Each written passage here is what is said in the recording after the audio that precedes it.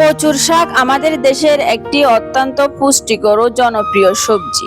এতে রয়েছে vitamin A, vitamin C, iron, calcium, magnesium এবং প্রচুর আঁশ, যা শরীরের জন্য উপকারী। কচুর শাকের উপকারিতা: চোখের দৃষ্টিশক্তি ভালো রাখতে সাহায্য করে, রোগ প্রতিরোধ ক্ষমতা বাড়াতে সহায়তা করে, রক্ত স্বল্পতার ঝুঁকি কমাতে সাহায্য করে, হাড় ও দাঁত মজবুত রাখতে ভূমিকা রাখে, হজমে সাহায্য করে এবং কোষ্ঠকাঠিন্য কমাতে সহায়তা করে। কারা কচুর শাক খাওয়ার ক্ষেত্রে সতর্ক থাকবেন? যাদের কিডনিতে পাথর, বিশেষ করে ক্যালসিয়াম অক্সালেট স্টোন রয়েছে বা আগে হয়েছে, দীর্ঘমেয়াদী কিডনি রোগে আক্রান্ত ব্যক্তিরা চিকিৎসক বা পুষ্টিবিদের পরামর্শ অনুযায়ী খাবেন। যাদের কচুর শাক খেলে অ্যালার্জি বা গলা জিহ্বায় তীব্র চুলকানি হয়, তারা এড়িয়ে চলবেন। খাওয়ার আগে যা মনে রাখবেন: কচুর শাকে প্রাকৃতিকভাবে অক্সালেট থাকে, তাই এটি অবশ্যই ভালোভাবে ধুয়ে এবং সম্পূর্ণ সিদ্ধ বা রান্না করে খেতে হবে।